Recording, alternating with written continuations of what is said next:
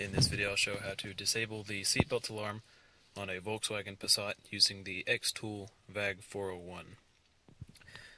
I'm driving a Passat B5 model, but this should work on most other Volkswagens. Just check with the reference information I'm going to link in the description for the specific instructions for your car. So what I'm talking about disabling the seatbelt alarm is when you turn the ignition on a Volkswagen. It gives you the fasten seatbelt warning, and it beeps at you, even if the car is not on or if it's in park, and that can be quite annoying if you're sitting out trying to eat lunch. So in order to turn this off, what we got to do is go into the VAG401 and select Diagnosis Systems, Common System, and then scroll down to number 17 where it says Dashboard.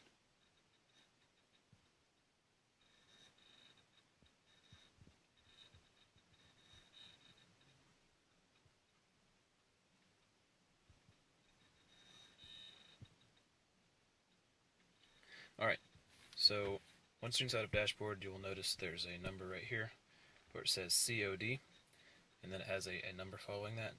You need to write this down. This is the number that we're going to be modifying in order to turn off the seatbelt alarm. So, a quick word about what these numbers mean. The numbers in the first two positions indicate what warnings you want on, and it works by adding these numbers up. And what I mean by that is, like, if you wanted brake pad warning and seatbelt warning only, you would do 1 plus 2 equals 3. And so the number right here would be 0, 3. By default, I think most of them are 0, 7, which means brake pads, seatbelt, and washer fluid warning. Like I say, that's 1 plus 2 plus 4 will be 7. In order to disable one of those, you just subtract the corresponding number away from whatever your number is. So on mine, like I said, the first number was 0, 7. So in order to turn off the seatbelt warning, which is 0, 2, I'm just going to subtract 2 from 0, 7 to give me 0, 5. The number in the third position here is what region your car is in, and this determines what units your car uses, whether it's kilometers or miles, Celsius or Fahrenheit, and whether it uses a 12 or 24-hour clock system. I'm in the USA, so I'll be choosing USA, but if you choose Europe or United Kingdom, it has an added feature where it will also disable the open door alarm, where if you open the door and it beeps, you can disable that by selecting Europe or United Kingdom as your region. The other regions will not turn off the door alarm. But bear in mind, if you do decide to change to one of these regions, it will change the units that your car uses to the units for those regions. Number in the fourth position is what your service interval is. If you've got a T4 cluster, look at these numbers. I've got a normal Passat cluster, so I'm looking at this number right here. North America, they recommend you use number 3, which is no service interval, so that's the one I'm going to be choosing.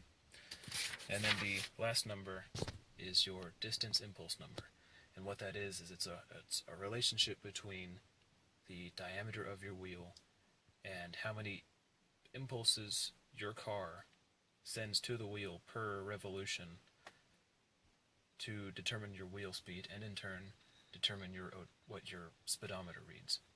So if you change this number, it can change what your speedometer reads, whether it's reading a little bit fast or a little bit slow. So if you decide to change this number, you'll need to test your car with a GPS in order to make sure what your odometer is telling you is accurate. I'm not going to be changing that though. I'm just going to be keeping it what it is. And so, like I said, make note of this first number. In my case, 07235. I've got a 2004 Volkswagen Passat B5. Go ahead and hit enter. And then scroll down to number 7 here, which is the code module. So like I said, in order to disable seatbelt alarm, we just need to subtract 2 from whatever those first numbers were. In my case, that was 0, 7, so I changed the number to 0, 5. Number 2 is North American region. Remember, if you want to disable your door alarm, make that second, or make this number 1 or 4. Service interval 3 because I'm in North America. And then this last number, the distance impulse number, needs to be 5 for me. And with that, we can go ahead and hit enter, and it will program the system. When it's all done, it'll say finished. And before you disconnect this device, you need to escape all the way back out to the main menu. They say that if you don't go back to the main menu with this thing before you disconnect it from the power, it can interrupt the process on this and potentially mess up this device. So anyways, now that the car's been reprogrammed, you can see I turn it off, and when I turn it back on, no seatbelt warning. And that's what we wanted. Alright, I hope this video helped you, and if it did, I'd appreciate you subscribing and liking. And I'll leave links to where you can purchase this reader, and as well as a lot more information about what these numbers mean, and forums where you can find information about how to do a whole world of other things to your car. Alrighty guys, thank you for watching, and I'll catch you in the next one.